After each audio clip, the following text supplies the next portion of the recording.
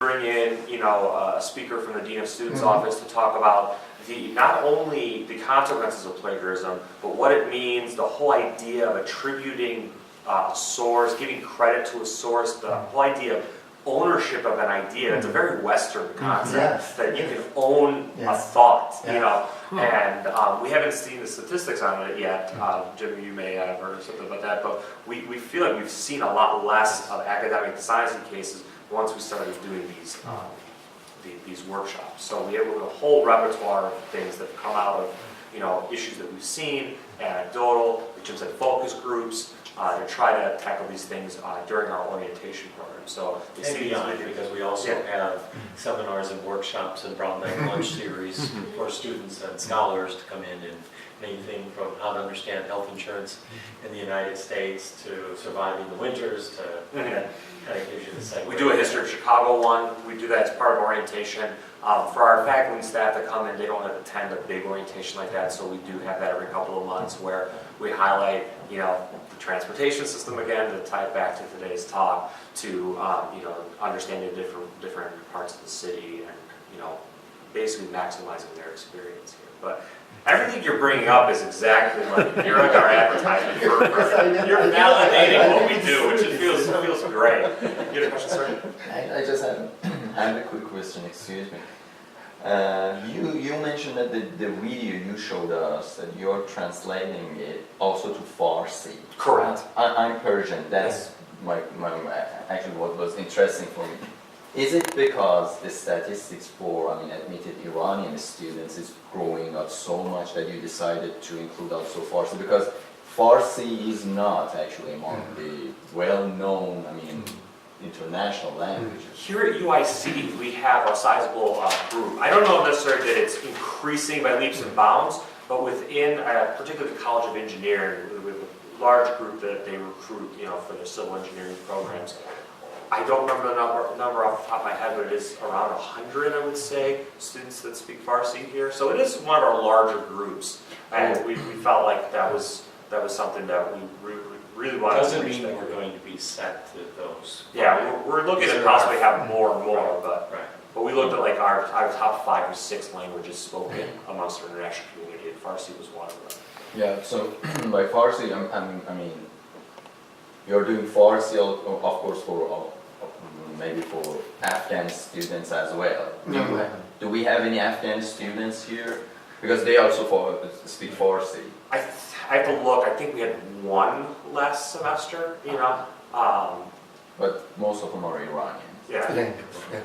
From my experience, when I was in Champaign, Havana, there are so many Iranian engineering students. Here's the case. Actually, most of Iranian people go to engineering school, Yes. and I have studied management for the past 2 years, and I've been alone by myself. I know one econ lady studied economics, and she's now faculty at university in Milwaukee. That's another good university in Milwaukee. And, Wisconsin, Milwaukee. Not Wisconsin. What was the name of the? Marquette? Marquette. Yeah, Marquette. She's in Marquette. So So I think, from my experience, most of them didn't go back to Iran, stayed here. So I think there are lots of need for Iranian PhD students to assist them.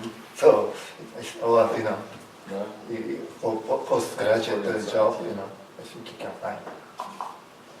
And then one other thing I wanted to know, that we've talked about some of the bigger groups of students where we've targeted with languages. Out of those 114, there's at least a dozen or two where there's one student from that country that's starting here. So, when the whole thing came on the screen about contacting your student association, it might not be a student association. I know, like, for example, from Belize, we have one student.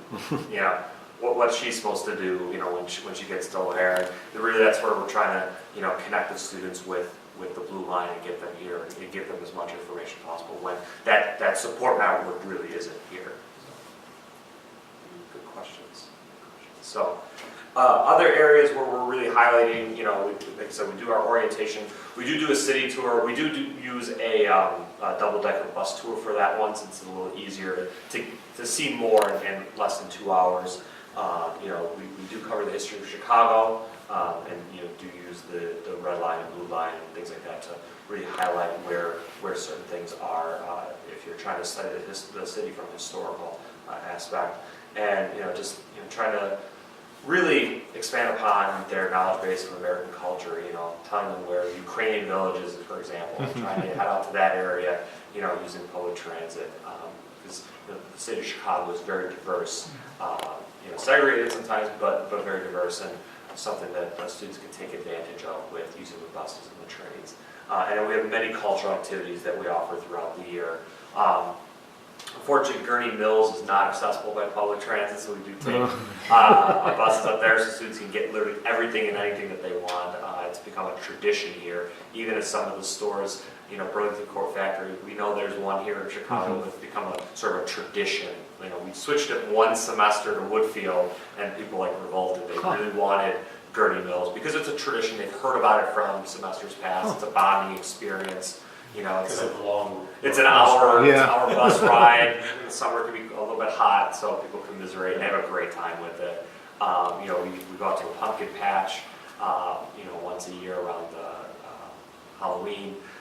We take the blue line down to the Chicago Board of Trade. We're looking at doing a Federal Reserve trip. So a lot of students that study business, and it's something that's very interesting for them, and things like that. You know, the auto show.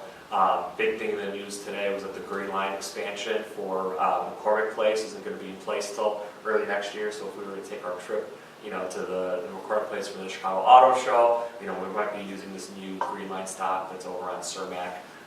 You know, so kind of tying it back into the urban transportation theme of today.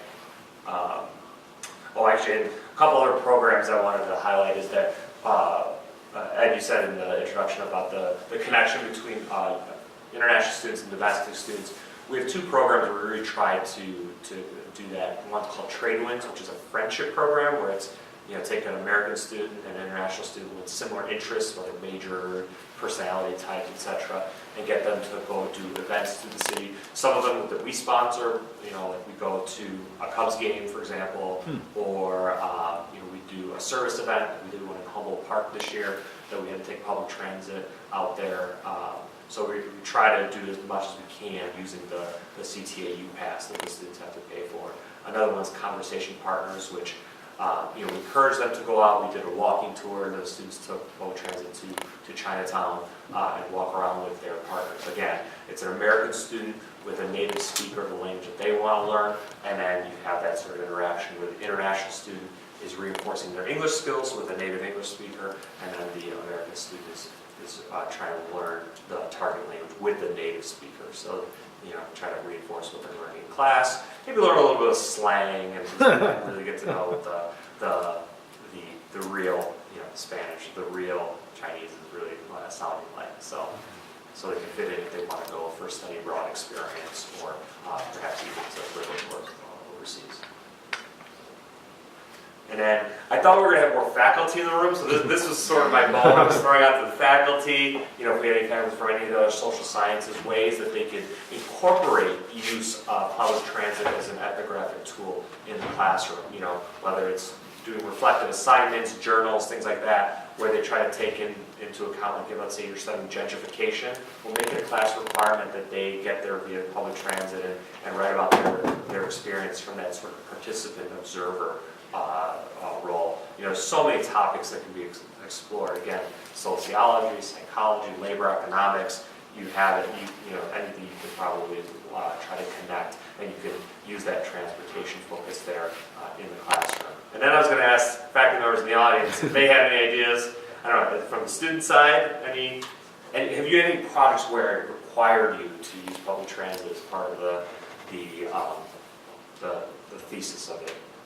You're nodding your head, sir. Well, I mean, it required us to go visit a community suburb, actually.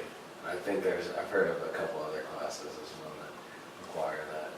I mean, I don't know say specifically take public transit. Some places you can't take public transit to, but usually there's some And that says something about, if there is no public transit option, what does it say? Is it extremely affluent because everyone who lives there can drive there,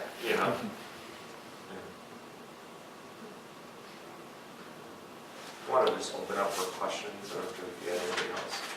Well, any indoctrination into like using the divvy system for bicycles? Yes, we do, during orientation, we do talk about that. That's something that's still a little bit new here in Chicago. From my understanding, our students love it. They are using it to get around campus. I don't have any sort of idea, like statistics on how many are actually using it, but that's been a great addition here. I know that New York students have been similar with like Citibank and these kind of bike share programs, but from my understanding, they've been fairly popular here in Chicago, and I do know our students are using it. I see them pull up to the Student Services building after they've been on a bike ride, so I know that they're using it. So, and it'd be interesting if the university kind of took a similar approach to the UPass, with the divvy bike system, if there were some sort of arrangements made, not necessarily a mandatory fee, but, like student discounts. We get a discount. There is one, okay. Yeah, it's like $20 discount, so, you see that as something that could be used, but. It's not well known. I had to really research it, but. Oh, is it? Well, that says something right there that as well, that it's, it's there but not really promoted, And that's something that during our orientation sessions, maybe we can put the URL up there or send it out, as part of an introductory email. It's like, you want to get around, get the CTA, but if you want to do something a little bit shorter, or if you want to do something that gets you more physically active, because that's something that we try to encourage students during those pre-orientation sessions is, making sure that you are well-rounded, that you're not just spending 20 hours a day studying, that, you're having a social life, and as well as sort of taking yourself from a nutrition and physical activity standpoint. I understand all this, but I think what you need is an exit strategy, right? Job guidance. That's Yeah. Those cultural things. It's bullshit, from my opinion. Students don't get degree and get a job. Not to go to theaters or watch movies. If you are students just for 1 month, visiting for the summer, experience foreign country, it's okay. But foreign students are here to study, basically, and you have to have a good GPA to find a job here. And often, to find a job, you have to go to an academic association like TRB or American Economic Association, and there you have to present your papers. Maybe you'll be a second author or third author, but if you're a PhD student, you present a paper as a first author. And some of the professors, they are so mean that you are used, especially in the University of Chicago. I know so many good students who spent 10 years under a couple of professors, and they couldn't get the degree and got a job in Japan and went back to Japan.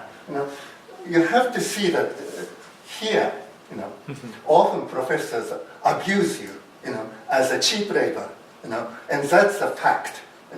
And in order to avoid that strategy, avoid their perspective as you are a consumable, wastable, young scholar, you have to be really savvy or careful about who your dissertation advisors is going to be and who you have on your committee, because you need to have 5 committee members, and you have to have a dissertation advisor who protect you, because 1 or 2 committee member can spoil everything. You have to rewrite proposal and do scratch, go over again. I made a mistake. I changed my major from economics to urban planning. That was a mistake. And I changed school from UIUC to UIC. That was another mistake. And the final mistake was initially, I studied with a very quantitative professor. and he was so demanding. And I ended up, I changed dissertation advisor who is more understandable, and he wanted to, he allowed me what I wanted to rather than what the advisor wanted to do, So that's the important thing, and you have to be careful, about there are so many foreign students, who sadly went back home, disappointed by the dissertation advisors or the department head, So, I think, I think your priority should be changed, We put more importance on their future careers rather than present entertainment.